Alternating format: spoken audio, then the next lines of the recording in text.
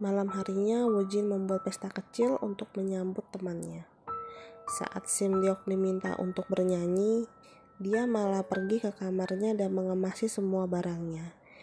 Sim-deok merasa sangat kecewa dengan pikirannya dan perasaannya, meninggalkan surat dan topi bulatnya di atas meja. Esok harinya, setelah semua teman-temannya berangkat ke Jepang, Lalu istrinya Woo-jin datang menemui Woo-jin membawa topi Sim-deok. Istrinya meminta Woo-jin untuk tidak lagi menulis sastra dan berkecimpung di dunia seni, karena ayahnya sangat kecewa dengan Woo-jin. Ayahnya berharap Woo-jin bisa meneruskan bisnis keluarganya. 5 tahun kemudian, Woo-jin yang kini sudah menjadi pengusaha, suatu hari akhirnya Sim-deok mengutarakan perasaannya pada Woo-jin, dan ternyata Woo-jin juga memiliki perasaan yang sama pada Sim-deok.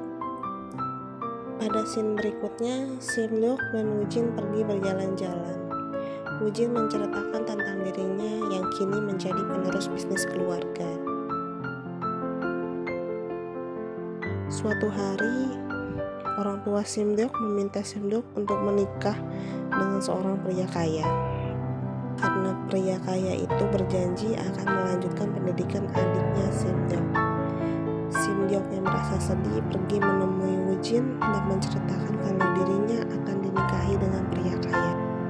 Sim-deok berharap Woo-jin bisa membawanya pergi, tetapi Woo-jin tidak bisa mengiyakan permintaan Sim-deok yang satu ini.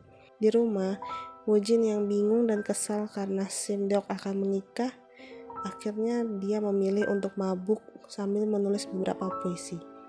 Ayahnya yang tahu Woo-jin kembali menulis puisi memarahi Woo-jin, tapi kali ini Woo-jin membalas perkataan ayahnya dengan marah-marah.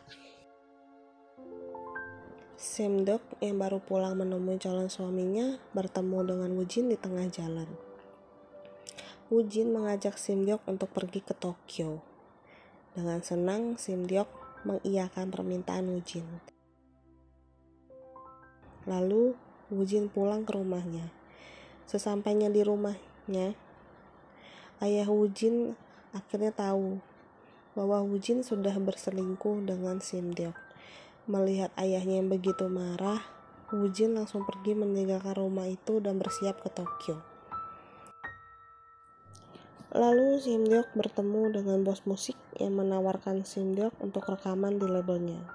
Sim-deok yang meminta bayaran lebih untuk menyekolahkan adiknya. Tapi salah satu teman adiknya menyampaikan gosip kalau pernikahan kakaknya batal karena perselingkuhan dirinya dengan bos yang memiliki label rekaman.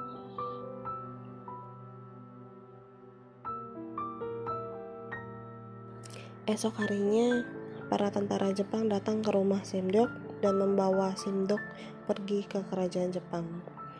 Di sana mereka meminta Sim-deok untuk bernyanyi di acara khusus Jepang. Tetapi Sim-deok menolaknya. Para tentara itu mengancam Sim-deok jika dia tetap menolak, maka dia akan membunuh semua keluarga Sim-deok. Di sisi lain, Woo-jin yang sudah berada di Tokyo tiba-tiba ditemui oleh istrinya. Istrinya bercerita kalau ayahnya sedang sakit dan tidak mau makan sebelum bertemu dengan Woo-jin. Akhirnya dengan terpaksa Woo-jin kembali ke Korea dan bertemu dengan Sim-deok dan menceritakan semuanya. Sim-deok pun juga menceritakan masalah yang dia hadapi kepada Woo-jin.